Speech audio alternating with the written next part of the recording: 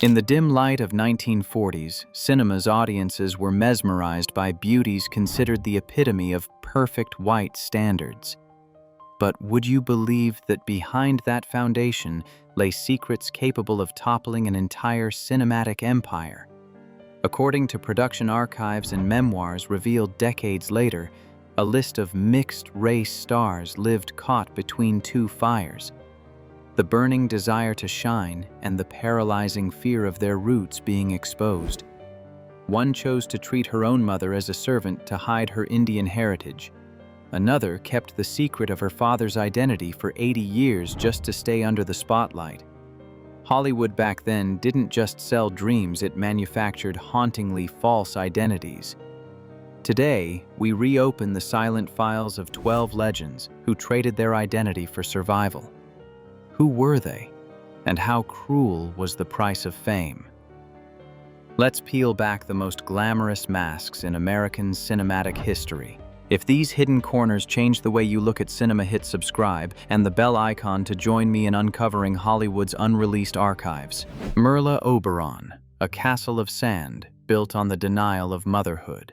In the classic scenes of Wuthering Heights 1939, world audiences fell in love with an aristocratic pure beauty introduced by the studio as a British lady from Tasmania, Australia. Yet behind that lovely face and haunting eyes was a secret guarded with extreme intensity. According to film history records confirmed after her death in 1979, Merle Oberon's life was actually a relentless effort to maintain a false identity meticulously crafted by the studio system. Belatedly released birth records confirmed she was born in Bombay, India, of mixed Eurasian heritage, the daughter of a British father and a mother of Indian Maori descent. In an era where Hollywood operated under strict racial codes, a pure white background was a prerequisite for an actress to land romantic lead roles. To survive and reach the top, Merle Oberon had to accept a haunting reality. Records suggest she was forced to treat her biological mother, whose skin was noticeably dark, as a house servant whenever colleagues or studio guests visited. This trait of kinship for glory was not just a career choice. It was a psychological burden she carried for decades. The fear of discovery was so great that Oberon nearly severed all ties with her past. She rarely returned to Australia for film promotions, fearing that the truth about her birth certificate and her true Indian origins would shatter the castle of sand she had built at the cost of her personal identity. Later researchers noted that the exotic beauty praised by the public at the time was in fact the mark of the multiracial bloodline she struggled to blur every day under layers of makeup.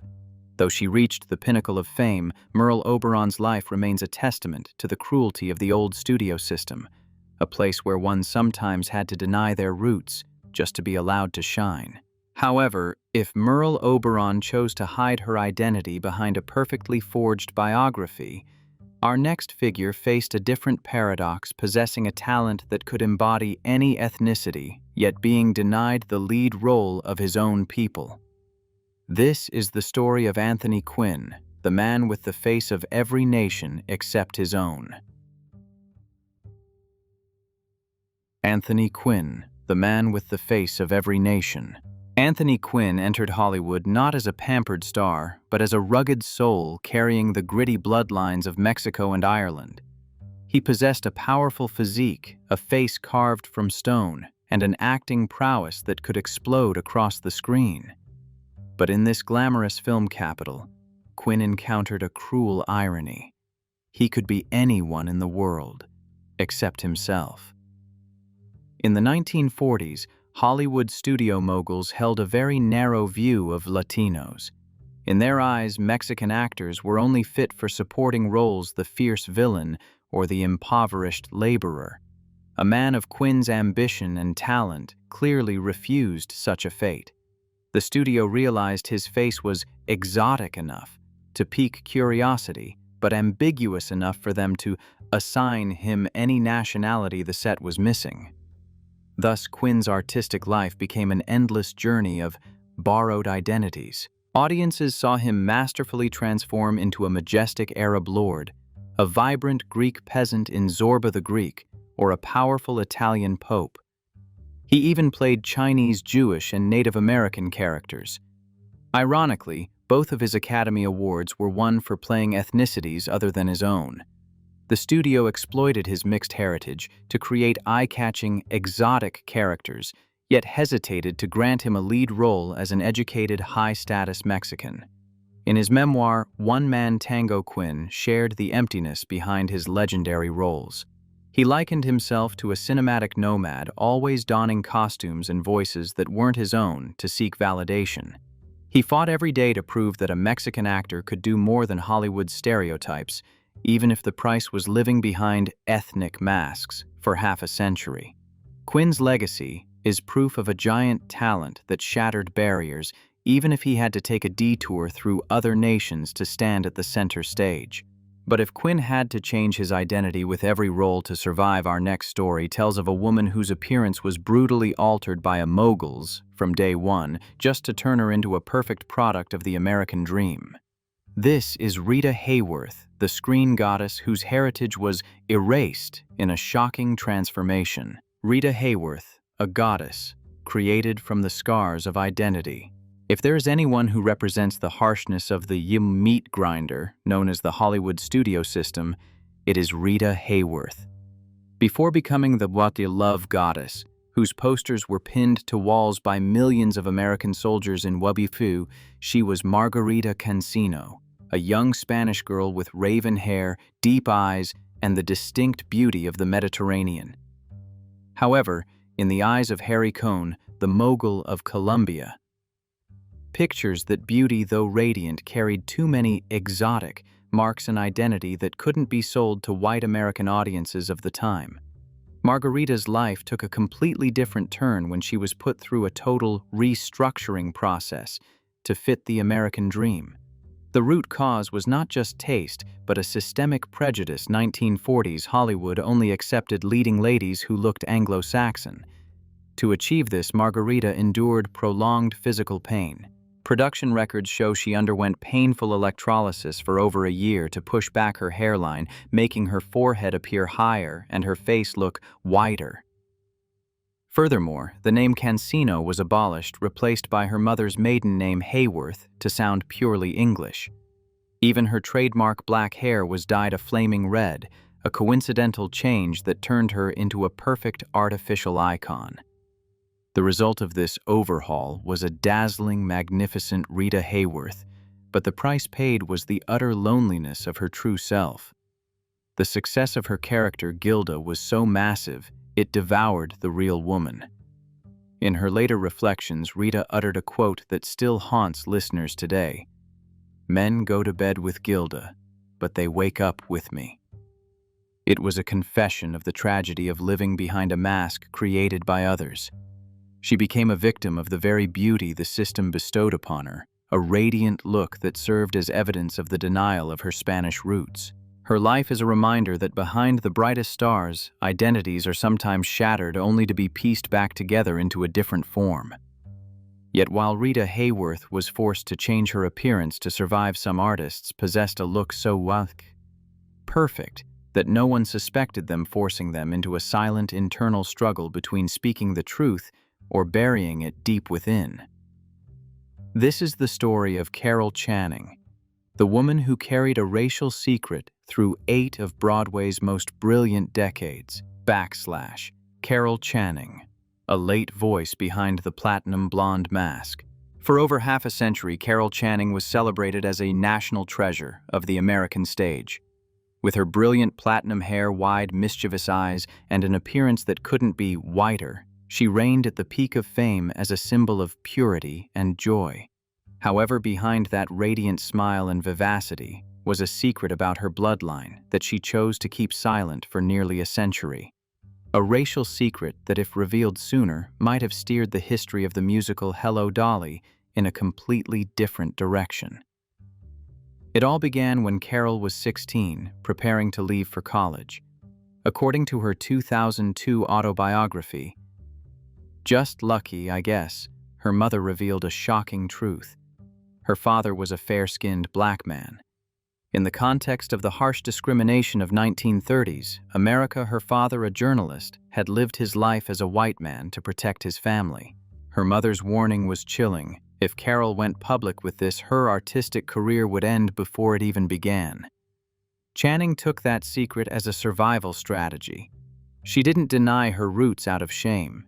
She simply understood that the entertainment system of the time would never grant the spotlight to a woman of different blood, masked as a blonde star. Channing's career soared, but that meant the burden of silence grew heavier. She carried that pure white identity through every Tony Award and every performance before presidents, while deep inside a multiracial heritage flowed silently. The result of this choice was an unshakable legendary status, but also an identity-based loneliness that she only found the courage to release at the age of 80. Her public revelation in her later years is seen by researchers as an act of liberation, a sigh of relief after 80 years of playing someone else. Her story proves a heartbreaking reality of old Hollywood sometimes. To be a star, you are forced to hide your true self in the shadows. But while Carol Channing chose silence to stay under the spotlight, history also records individuals whose appearance could perfectly pass for white, yet they chose a much harder path to frankly admit who they were and accept being cast out by the system. Let's look at the story of Fredi Washington, the woman who said no to the glory to keep her dignity. Fredi Washington, dignity above the Oscar glow. Imagine holding the master key to power, wealth, and global adoration, but the price is to disown your parents and the very blood flowing through your veins. Would you nod in agreement or turn away? For Fredi Washington, her answer became one of the most priceless manifestos of self-respect in Hollywood history. Fredi possessed a beauty that could mesmerize any lens, sharp emerald eyes, delicate features, and skin so fair that no one suspected she was anything other than pure European. In an American society fractured by cruel racial barriers, this appearance was an invaluable privilege. The studio moguls of the time saw a potential gold mine in her. They offered a tempting promise they would transform her into an A-list star, a new goddess of the silver screen, on one sole condition: she must sever all ties with her black heritage and live under the identity of a white woman.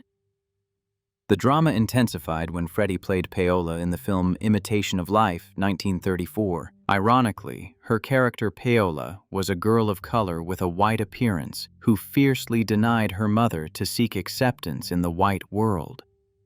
The performance was so authentic it shocked the public, but it was at this moment that Fredi Washington proved she was the polar opposite of her character.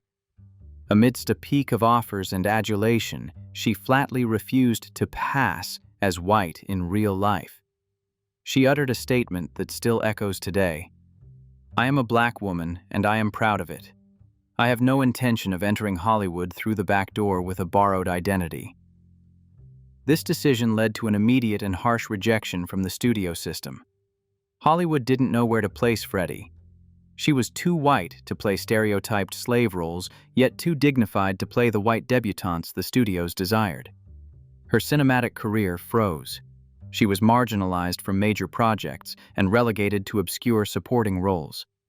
But Fredi harbored no regrets. She walked away from the film capital to become a civil rights activist, using her fame and her pen to fight for the status of artists of color. Fredi Washington's story is proof that glory can be stripped away, but dignity cannot. She chose the thorniest path to live as her true self, rather than becoming a legend built on a lie.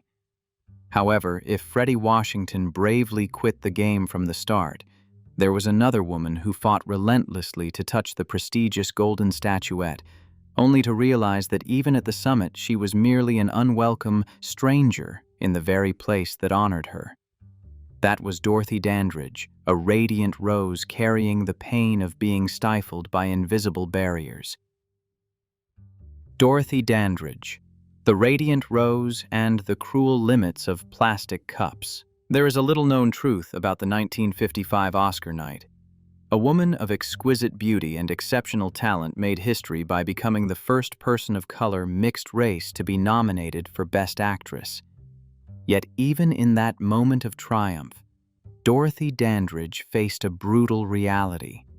She was a star on the screen, but an unwelcome guest in America's most luxurious public spaces. The cause of this tragedy lay in a system of segregation deeply rooted in the laws and mindset of Hollywood at the time. Dorothy carried a multiracial bloodline and possessed a beauty likened to a muse that any studio would covet. However, her existence was a difficult puzzle for studio bosses. They hungered for her talent but feared the racial intersection she represented. The most heartbreaking accounts from production archives recall an incident at a luxury hotel in Las Vegas where Dorothy was the headlining performer, where hotel staff were ordered to smash a plastic cup immediately after she finished drinking from it, or even drain an entire swimming pool simply because her foot had touched the water. The result of these invisible barriers was a career stifled at its peak. After her historic Oscar nomination for Carmen Jones, instead of receiving major scripts, Dorothy was trapped in stereotypical roles because Hollywood would not accept a multiracial woman in romantic scenes with white leading men. The stranglehold of the system and the pain of her identity pushed her into a pit of nervous breakdown, leading to a tragic early death at the age of 42, mired in debt. Her life is a blistering reminder in the golden age. Even the glow of an Oscar was sometimes not enough to protect a woman from the cruelty of racial prejudice. The pain of Dorothy Dandridge was a direct, visible scar, yet Hollywood held other hidden corners where artists chose to shelter behind grotesque forms to protect the secret of the blood flowing within them. This was Boris Karloff, the classic monster who carried a silent Indian soul. Boris Karloff, anonymity behind the monster's mask. In the flickering shadows of 1930s horror cinemas, the deformed face of Frankenstein's monster became the ultimate terror for global audiences. But there is a truth even more startling than those films behind that thick, heavy prosthetic makeup was William Henry Pratt, an actor with deep Indian roots. In a Hollywood where exotic roles were often marginalized, Boris Karloff chose a clever path for survival. He used classic monsters as a fortress to protect his true identity. The cause of this concealment stemmed not only from the pressures of the film industry, but also from family tradition. William was born into a prestigious family of British civil servants in India, where becoming a performer or a multiracial actor was seen as a disgrace to the family lineage. To protect his family's reputation and to find an escape for his career, he adopted the stage name Boris Karloff, a name that sounded mysterious and Eastern European. His career progression was tied to roles requiring extreme makeup, from Frankenstein's monster to the Egyptian mummy. Ironically, these layers of makeup helped him conceal the distinct Asian features on his face, allowing him to bypass the era's rigid racial prejudices. Boris Karloff became the king of horror, an irreplaceable icon of world cinema. However, the price of that success was a life of profound secrecy. He lived in total separation between the stage lights and his family origins, carrying the secret of his Indian blood to his grave. His career stands as a testament to a harsh reality in old Hollywood. Sometimes one had to transform into a monster just to retain a fragment of freedom for their true self. Yet if Boris Karloff used makeup to hide his identity, another leading man was turned by studio bosses into a counterfeit product labeled with a fake persona just to fit the image of the European gentleman that American audiences craved. That was Ramon Novarro, the man who had to trade his Mexican identity to become the screen's first Latin lover. Ramon Novarro, beauty edited to fit the white standard. The life of Ramon Novarro is a prime example of how the Hollywood studio system could mold a human being into whatever product they could sell to the masses.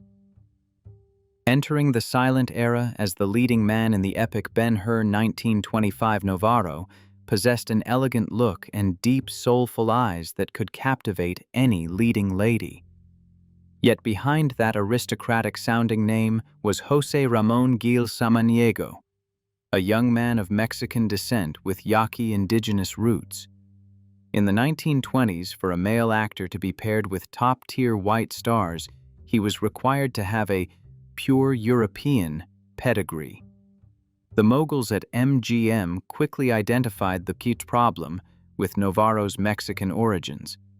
Consequently, a massive publicity campaign transformed him into a pure-blooded Spanish aristocrat, erasing every trace of his Yaqui heritage from all PR articles and press releases. They wanted to build him into a Latin lover, a term that was as much a romantic label as it was a way to pigeonhole non-white actors into an acceptable stereotype. The progression of Novarro's career was tied to dashing romantic roles, but tragedy struck with the dawn of the talkies. His distinct Mexican accent, which the silent film era had hidden so well, suddenly became his greatest obstacle. The studio was no longer interested in maintaining a fabricated image for someone whose voice didn't match the Spanish label they had pasted onto him. Novarro's career gradually hit a dead end, leading to a solitary life and a tragic end later on. His story stands as a testament to the cruelty of the old system. They are ready to borrow your looks for profit, but will discard you the moment the mask no longer brings in revenue.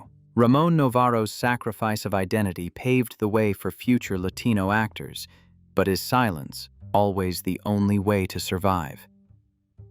Let us look at a woman who chose to fight with ironclad contracts to protect her dignity, Lena Horne. Lena Horne.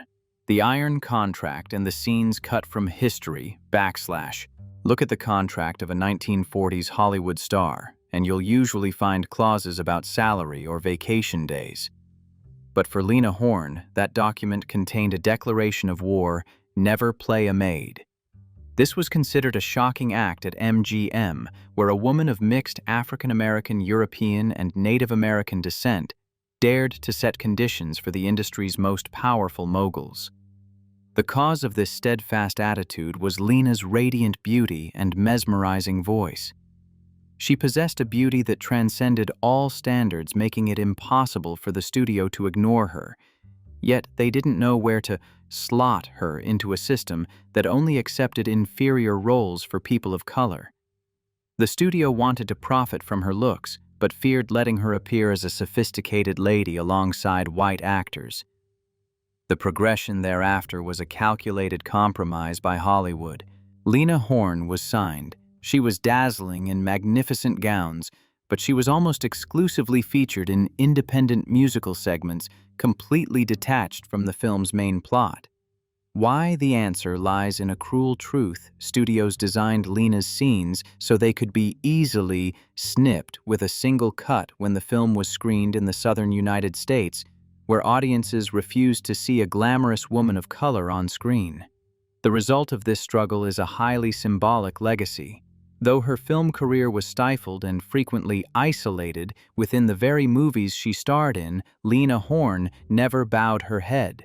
She became a lighthouse for future generations of multiracial artists on how to uphold artistic dignity. Her presence is proof that you can be cut from a scene, but no one can erase the pride of an uncompromised identity. Lena Horne's resolve forced Hollywood to reevaluate racial barriers, but the battle against prejudice didn't just happen at the negotiation table.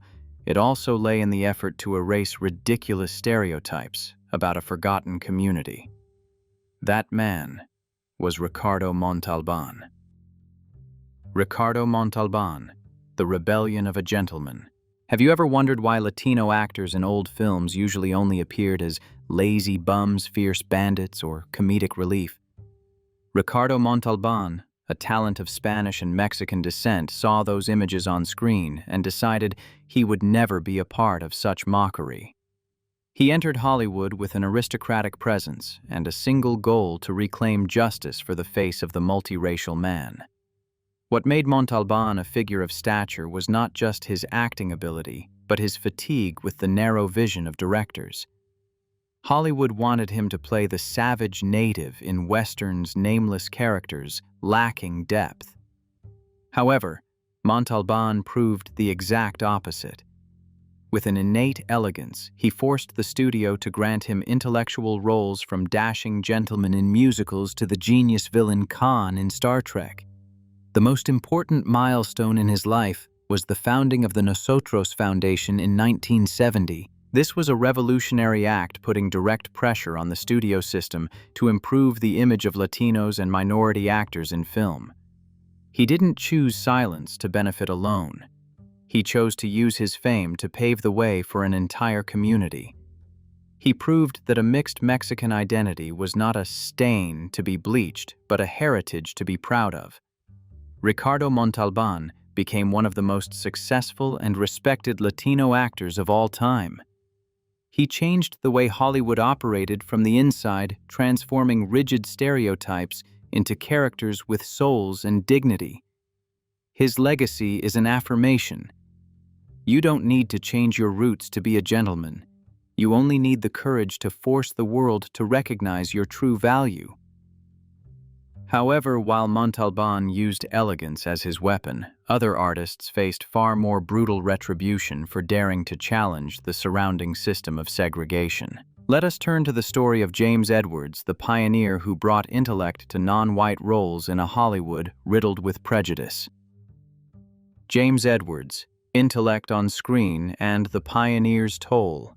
Revisiting films from the late 1940s, audiences were suddenly stunned by the appearance of a black soldier, unlike any archetype seen before. This was James Edwards in Home of the Brave, 1949, a character of mixed black and Native American heritage, possessing a resolute gaze and a dignified presence. In an era where actors of color were confined to foolish or subservient roles, Edwards' performance was a slap in the face to the stale mindset of Hollywood at the time. What made James Edwards' career exceptional was his courage in flatly refusing roles that mocked his race. He possessed an intellectual beauty and psychological depth that studios had never intended to grant a non-white actor. Edwards wanted the audience to see him as a human being, a soldier with pain and dignity, not a stereotypical caricature meant to entertain the masses. His career progression was an arduous journey of breaking barriers. Following the shocking success of his soldier role, instead of being sought after, he faced extreme caution from studio bosses. Why? Because he was dangerous. He refused to compromise. He demanded scripts with depth and fairness for artists of color. There were times when James Edwards accepted long-term unemployment rather than taking roles that compromised the dignity of the blood flowing in his veins. The result of this steadfastness was a career stifled yet profoundly influential on future generations. He laid the first bricks for the image of the intellectual, serious black man on the American screen, directly inspiring the generation of Sidney Poitier. Though he never attained the peak glory of those who chose to compromise, James Edwards stood firm as a symbol of unwavering resolve. Yet as arduous as Edwards' battle was, it could not compare to the tragedy of a talent crushed by the combined power of an entire political system, simply because he dared to use his fame to demand absolute justice. This was Canada Lee, the brilliant torch extinguished by his own bravery. Canada Lee, the radiant torch extinguished by valor. Imagine a man who could do it all, from a gifted musician and heavyweight boxer to a brilliant star of Broadway and the silver screen. Canada Lee, of mixed black and Native American heritage, was such a giant. Yet instead of being recorded in film history as an immortal legend, he became one of the most painful tragedies Hollywood ever manufactured. It all began when Lee decided that fame was not just for self-service. While Hollywood was still fumbling with slave roles or foolish servants, Canada Lee stood tall on screen with dignified performances in works like Alfred Hitchcock's Lifeboat. He possessed an aura so powerful it forced viewers to forget his skin color and focus on his talent. However, that very excellence became a threat. Lee didn't just act. He used his voice to directly challenge the system of segregation, demanding justice for multiracial artists who were being marginalized. This courage led him to a cruel crossroads in the early 1950s. Amidst the storm of McCarthyism as fear gripped Hollywood Canada, Lee was placed on the blacklist under baseless political allegations. In reality, it was the system's way of punishing an artist who dared to stand up for his right to live true to his identity. Suddenly, every studio door slammed shut. No studio dared to hire a man labeled dangerous. From a sought-after star, Lee fell into extreme poverty, completely isolated in the heart of the film capital he had spent his life serving. The consequences of this suppression went beyond his career. The crushing pressure of being stripped of his livelihood and the betrayal of former colleagues caused his health to collapse rapidly. At age 45, in the prime of his talent, Canada Lee passed away after a heart attack, leaving an unfillable void. It is said that the cruelty of the system literally broke his heart. Though his life ended in silence, his legacy smolders like a reminder. Identity and freedom are sometimes paid for with life itself. Our journey through 12 lives, from the haunting lies of Merle Oberon to the heroic sacrifice of Canada Lee, has revealed a completely different perspective on the golden age of Hollywood.